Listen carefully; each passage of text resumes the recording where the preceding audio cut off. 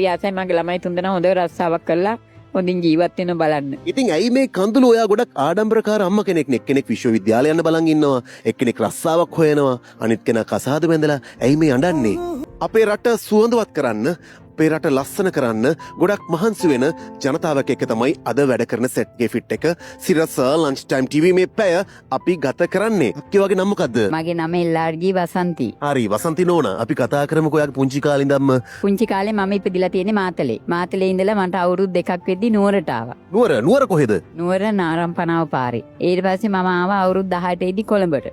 කොළඹට ඇවිල්ලා ගාමන්ට් එක ගෙවලා මම මහන්න පුරුදු වුණා. ඒකල ඒ ගාමන්ට් එක වැහුවට පස්සේ ඉතින් මං එක ಜಾති කරා රස්සාව කියලා. අන්තිමේදී මම සම්පත් කළමනාකරණ ආයතනයේට බැඳුණා. හරි ජීවිතේ ගොඩාක් දේවල් කරලා තියෙනවා. ජීවිතේ ගොඩ යන්න ඕනේ නිසා ජීවිතය සාර්ථක කරගන්න ඕනේ නිසා.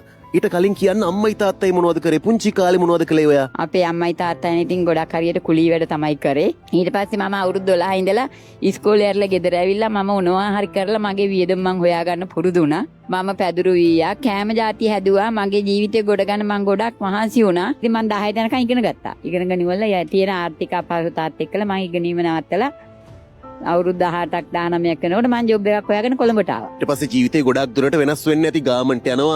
ගාමන්ට් එකේ මහන් ඉගෙන ගන්නවා. ඊට පස්සේ ඔයාගේ මහත්තයාව හම්බෙන්නේ කොහොමද? මහත්තයා හම්බ වුණේ ගාමන්ට් ගිහිල්ලා. ඉතින් ඊට පස්සේ යාව කසාද බැන්දා. පස්සේ ඒත් එක්ක ජීවත් වුණා. ළමයි 3 දෙනෙක් හම්බ වුණා. ඊට පස්සේ ඉතින් මහත්තයාත් රස්සාව කරනවා මාත් රස්සාව කරනවා. කරලා ඉතින් ළමයි ඉඳ උගන්නලා ජීවත් වෙලා දැන් ඉතින් හොඳින් ඉන්නවා. හැබැයි අපිට තාම ඉන්න කියලා තැනක් ගන්න බැරි අපි ඉන්නේ කුලියට. එහෙම තමයි නේද? සමහර දේවල් අපේ ජීවිතේට ලැබෙන්න ගොඩාක් කාලයක් යනවා. මහත්තයා මොකක්ද කරන රස්සාව? මහත්තයා බේකරිය වැඩ කරන. බේකරිය ඕනම කෑමක් යාට හදන්න පුළුවන්. දැන් මහත්තයා බේකරියක වැඩ කරද්දී මහත්තයත් එක්ක එකතු වෙලා බේකරියක් දාන්න තිබ්බනේ. ඇයි මෙච්චර මහන්සි වෙන්නේ මේ රස්සාව කරලා? ඉතින් අපිට කියලා ඉඩමක් කඩමක් නැහැ. ඉතින් බේකරියක් අනුන්ගේ තැනක දාන්න බෑ. ඉතින් මං හිතුවා මට මේ රස්සාව හොඳයි කියලා. මොකද නිදහස තියෙනවා. මාන්සි හැටියට කීයක් හරි හොයාගන්න පුළුවන්. ඕන වෙලාවක ළමයි බලන්න කියන්නේ යන්න පුළුවන් නිසා මම මේ රස්සාව තෝරගෙන ලස්සන්ට කරගෙන යනවා. දැන් ඇත්තම කියන්නකෝ මේ රස්සාව දුකක් නෙමෙයි දමාරුවක් නැද්ද? එහෙම දැන් ගානක් නැහැ. මොකද අපි දැන් මේකට පුරුදු වෙලා ඉන්නේ. ඒ හන්ද අපිට එච්චර එක තේරුමක් නැහැ. මං දැන් අවුරුදු 21ක් තිස්සේ කරනවා.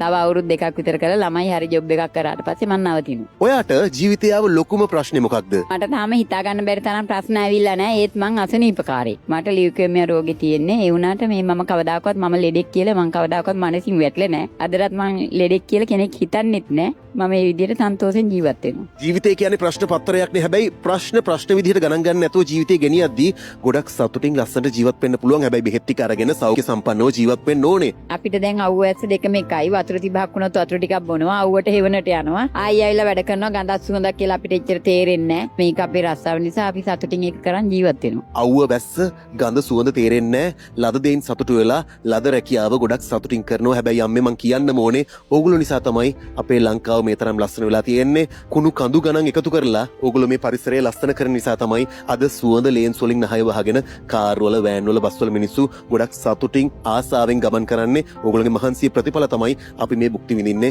දැන් දරුවෝ 3 දෙනෙක් ඉන්නවනේ. දරුවෝ 3 දෙනා මොනවද කරන්නේ? දරුවෝ 3 දෙනා එක්කෙනෙක් කතාද බැඳලා පුතාණන් රස්සාවක් හොයනවා. දුව විශ්වවිද්‍යාල දාලා එනකම් බලාගෙන ඉන්නවා. දුව විශ්වවිද්‍යාල ගත වෙන්න බලාගෙන ඉන්නවා.